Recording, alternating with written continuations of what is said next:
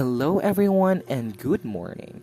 So I am Alexin Delico Pinito and I will be the one who will discuss to you the sea urchins, sand dollars, the sea cucumbers, and the hemichordates. So let's explore, understand, and know the life of this aquatic creature, which include their feeding systems and how they defend or protect themselves from the other predators. So let's go. Urchins and sand dollars are both fascinating marine invertebrates belonging to the class Echinidae within the phylum Echinodermata. So while they share a common ancestor and exhibit the characteristics of five-fold radial symmetry of echinoderms, they have evolved distinct adaptation for their respective habitats and lifestyle. So sea urchins and sand dollars differences and similarities rather. So they are very different looking. All are enclosed in a shell, of course. Secondly, the five areas are connected together. So third, the pedicellary are modified to spines in urchins and many contain venom pouches. So lastly, its digestive system is simple with the mouth containing Aristotle lantern or a compulse mechanism for shredding food and the mouth.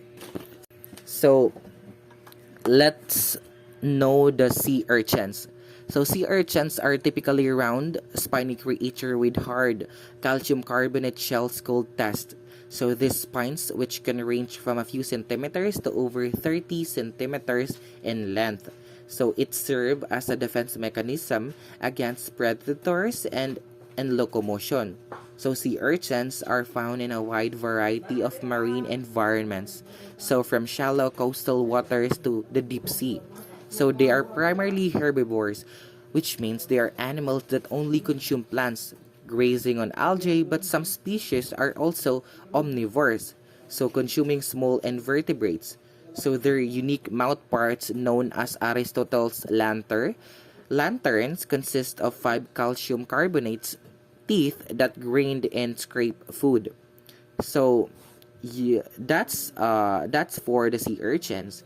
So the sea sand dollars are a specialized group of sea urchins that have evolved a flattened, disc-shaped body. So they are well adapted from burrowing and sandy substrate, using their tiny spines and cilia to move and dig. So sand dollars are found in a shallow coastal waters, typically in a sand or muddy areas. So they are primarily herbivores.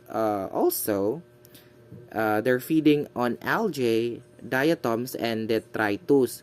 So their upper surface exhibit a distinct five-pointed petaloid ambulacra pattern formed by the rows of pores used for gas exchange.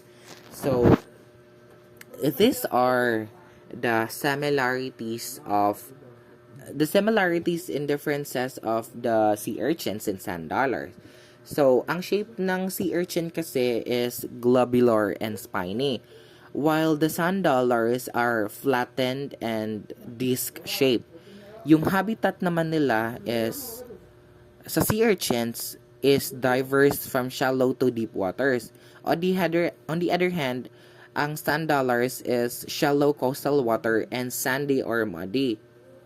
So, ang locomotion naman sa sea urchins, spines and tubate. Sa sand dollars naman is yung spines niya at saka yung cilia niya. So, yung mouth parts naman ng sea urchins is yung Aristotle lanterns with 5 teeth. Yung sa sand dollars naman is similar to sea urchins and adapted for burrowing.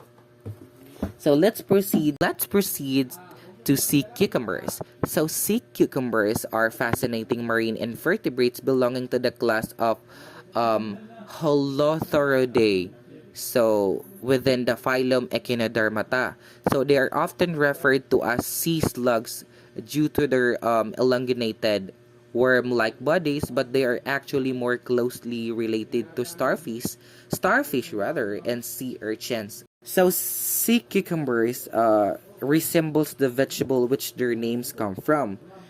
Second is they have a respiratory tree not seen in other echinoderms called cloaca, which pumps water in and out for respiration as well as exertion of waste. Third, most traps suspended food their mucous skin and then use their tube feet to move into the mouth. Lastly, when threatened, this species self-mutilate. So they discharge part of their respiratory system called Cuvierian tubules, which sticks an entangled predator and some even are toxin. So let's proceed to the feeding system of the sea cucumbers.